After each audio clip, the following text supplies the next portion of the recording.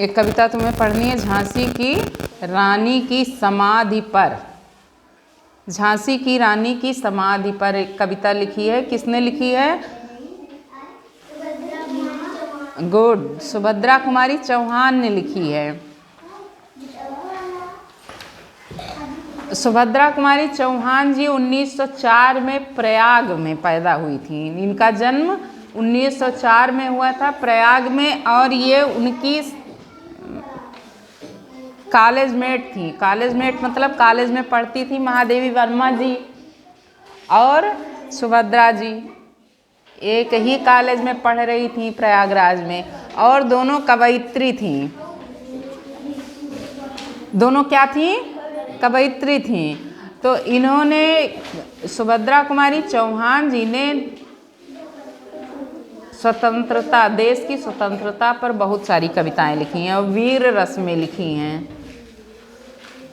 जैसे इनकी एक बहुत प्रसिद्ध कविता है, वीरों का कैसा हो बसंत। और बचपन पे भी इन्होंने लिखा, मैं बचपन को बुला रही थी, बोल उठी बिटिया मेरी, ये भी लिखा। और जब देश आज़ाद हुआ उसके 1 साल बाद सुभद्रा जी दिवंगत हो गई, मतलब उनका शरीर छूट गया। लेकिन उन्होंने इतना दे दिया तुम्हारे हिंदी साहित्य को कि उसकी बराबरी आज तक कोई कवयित्री कर नहीं पाई है। कवि का स्त्रीलिंग होता है कवयित्री, इसको भी जान लो।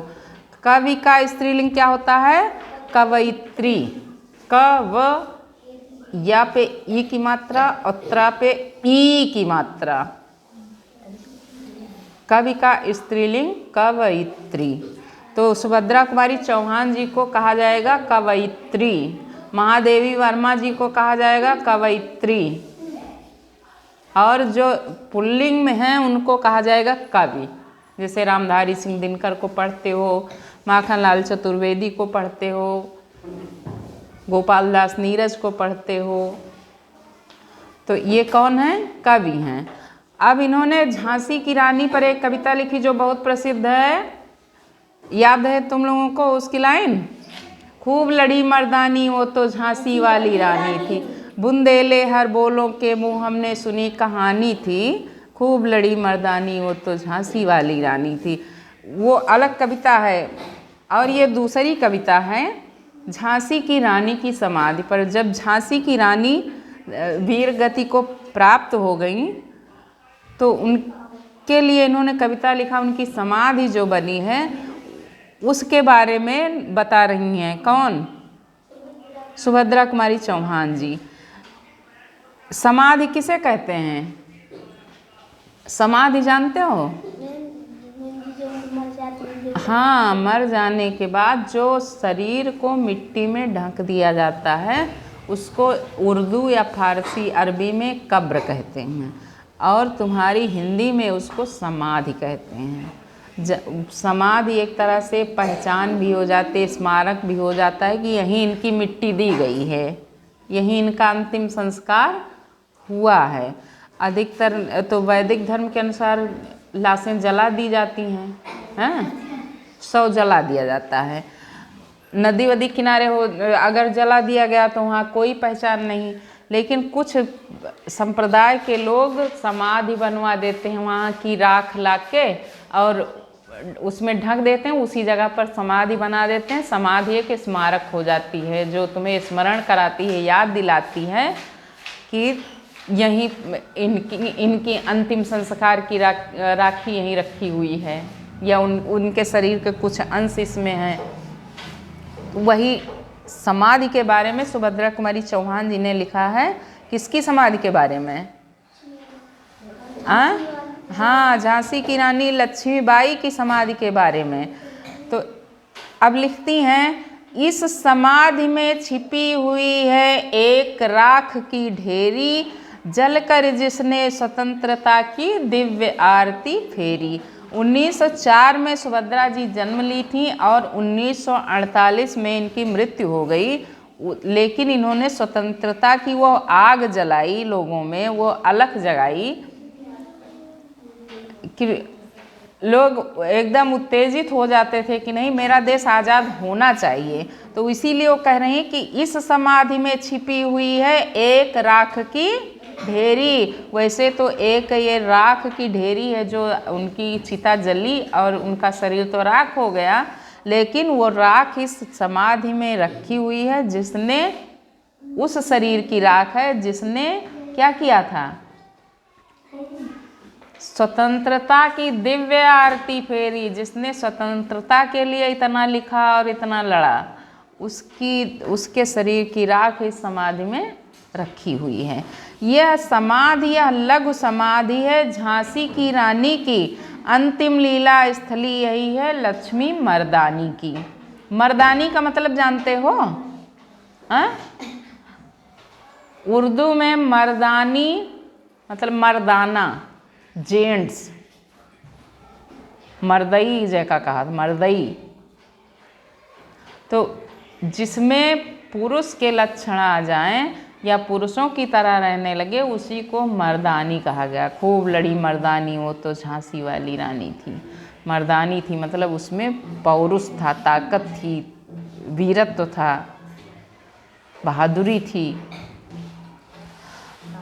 तो यह समाधि या लघु समाधि है, यह समाधि और लघु समाधि है, छोटी सी समाधि है। किसकी? झांसी की रानी की। अंतिम लीला स्थली यही है लक्ष्मी मर्दानी की। यह छोटी समाधि है लेकिन ये उनकी अंतिम लीला की स्थली माने जगह है, प्लेस है। किसकी? लक्ष्मी मर्दानी की, जो इतनी बहादुर थी। यहाँ मर्दानी का मतलब बहादुर से लिया जाएगा। यहीं कहीं पर बिखर गई वह भग्न विजय माला सी। भग्न माने टूटा हुआ, मतलब उनके सपने तो टूट गए ना, अचानक उनकी मृत्यु हो गई, मार दी गई, वीर गति को प्राप्त हो गई, तो पूरा जीवन तो जी नहीं पाई।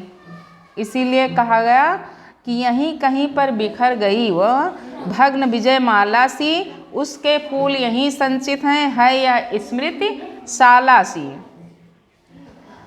भग्न माने टूटा हुआ, विजय माने जीत, तो जीत की माला टूट गई वहीं पर। जैसे रानी लक्ष्मीबाई की मृत्यु हुई तो जीत की एक माला टूट गई और उसके फूल यहीं संचित हैं, लेकिन उनके फूलों को यहीं संचित कर दिया गया, इकट्ठा कर दिया गया। संचित माने इकट्ठा करना। है यह स्मृति शाला सी। स्मृति माने मेमोरी, यादगार, और शाला माने घर, जैसे पाठशाला, गौशाला, यज्ञशाला। तो शाला माने भी घर होता है, जैसे इससे पहले बताया गया आलय माने घर, तो घर की एक पर्यायवाची शाला भी है। क्या है? शाला। उसी शाला से जैसे भूषालय, आलय माने घर, उसी शाला का बिगड़ा हुआ रूप, शाला को फिर सलिया कहा गया, सलिया से सरिया हो गया। अब तुम्हारी अवधि में जो गौशाला है तुम्हारे यहाँ जहाँ जानवर बांधे जाते हैं उसको क्या कहते हो? सरिया। सरिया क्या है? शाला का बिगड़ा हुआ रूप है। बिगड़े हुए रूप को तद्भव कहते हो ना, तो शाला और सरिया। स्मृतिशाला माने यादों का घर है वो। क्या? रानी लक्ष्मीबाई की समाधि जो है। फिर सहे वार पर वार अंत तक लड़ी वीर बाला सी। वो वीर बाला, वीर लड़की लड़ती रही और वार पर वार सहती रही। आहुत सी गिर चढ़ी चिता पर चमक उठी ज्वाला सी। और वो अचानक जब मार दी गई तो ऐसे लगा जैसे तुम हवन में, यज्ञ में आहुति डालते हो, जो हवन सामग्री डालते हो, ऐसे स्वाहा स्वाहा बोलते हो ना, तो लव और भभक्ति है। तो वैसे लगा कि जैसे यज्ञ में किसी ने आहुति डाल दिया हो। रानी लक्ष्मीबाई को उसी तरह चिता पे लिटाया गया और चिता उनकी जल उठी, जलाई गई, उसमें लौ उठी, तो लगा कि वो चिता नहीं जल रही है, कोई हवन जल रही, यज्ञ जल रही है। और किसकी? स्वतंत्रता की यज्ञ है वो। आज़ादी के लिए जो लड़ाई लड़ी थी उसकी यज्ञ हो रही है, उसमें वो हवन हो गई, स्वाहा हो गई। तो आहुति सी गिर चढ़ी चिता पर, चमक उठी ज्वाला सी। ज्वाला माने लौ, ज्वाला माने लौ। बढ़ जाता है मान वीर का रण में बलि होने से। ये बहुत महत्वपूर्ण लाइनें हैं। बढ़ जाता है मान वीर का रण में बलि होने से, मूल्यवती होती सोने की भस्म यथा सोने से। किसी भी वीर का मान सम्मान और बढ़ जाता है जब वो कहीं वीर गति को प्राप्त हो जाता है। अमूल्यवती होती सोने की, जैसे सोना उतना महंगा नहीं होता, लेकिन जब वो तप जाता है, जल जाता है, तो उसकी राख, भस्म माने राख, भस्म माने राख, उसी को जो तुम लोग क्या कहते हो, भभूत, रखिए तो होती जो भभूत लगाते हो, तो भभूत वही है भस्म। सोने की कीमत से ज़्यादा सोने के भस्म की कीमत होती है। इस तरह से अगर वो रानी लक्ष्मीबाई जिंदा होती तो हो सकता है उतनी कीमत ना होती, लेकिन अगर वो बलिदान हो गई, वीर गति को प्राप्त हो गई, तो उनका मान और सम्मान और बढ़ गया कि उन्होंने हमारे देश को आज़ाद कराने के लिए अपनी जान दे दी। मान बढ़ गया ना, अरे जीव दे दें, तो उन्होंने देश के लिए अपनी जीव दे दिया। हाँ, रानी से भी अधिक हमें अब यह समाधि है प्यारी, यहाँ निहित है स्वतंत्रता की आशा की चिनगारी। रानी की भी, रानी से भी अधिक, अब ये कह रही हैं कि रानी से भी अधिक माने ज़्यादा, रानी से भी ज़्यादा हमें इस समाधि से प्यार है। ये समाधि हमें उनसे भी ज़्यादा प्यारी है। क्यों प्यारी है? यहाँ निहित है स्वतंत्रता की आशा की चिनगारी। यहाँ निहित है, निहित माने समाई हुई है, आशा की चिनगारी। आशा थी, अब ये तो उसके पहले ही कविता लिखी थी ना, तब स्वतंत्रता नहीं मिली थी। सुभद्रा कुमारी चौहान जी सन 1948 में दिवंगत हुई और 1947 में आज़ादी मिली। तो ये जब कविता लिखी थी तो देश आज़ाद नहीं हुआ था, केवल आशा थी, विश्वास था कि देश आज़ाद हो जाएगा।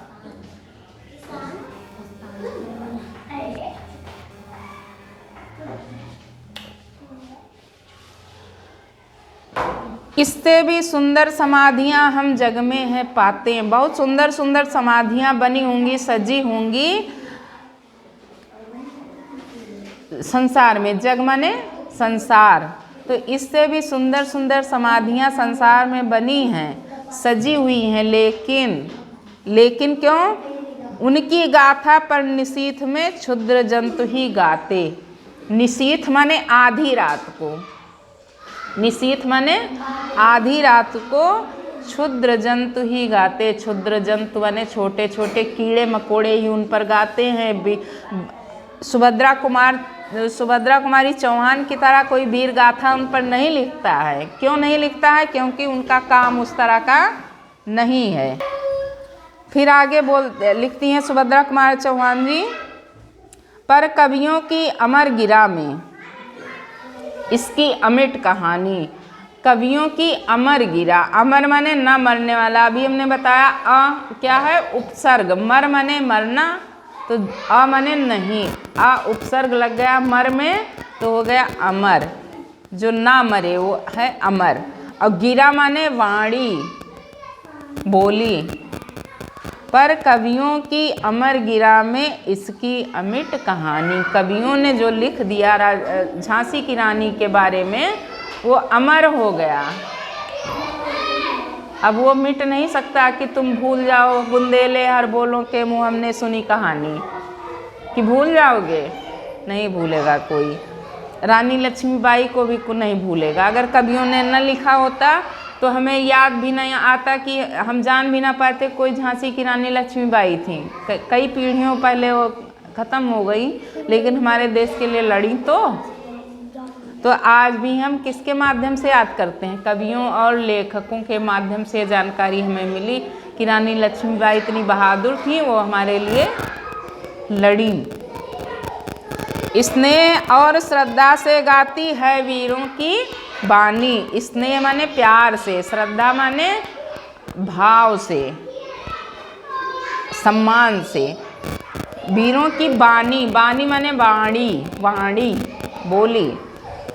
बुंदेले हर बोलों के मुख हमने सुनी कहानी, खूब लड़ी मर्दानी वह थी झांसी वाली रानी। बुंदेले, बुंदेले माने बुंदेलखंड, उधर के जहाँ झांसी है इस समय, जैसे तुम्हारी एरिया को अवध कहते हैं, वैसे उस एरिया को बुंदेलखंड कहते हैं। तो बुंदेलखंड के हर बोलों से, हर बोलने वाले मतलब प्रत्येक बोलने वाले के मुख से कहानी सुनी गई। कहाँ के? बुंदेलखंड के।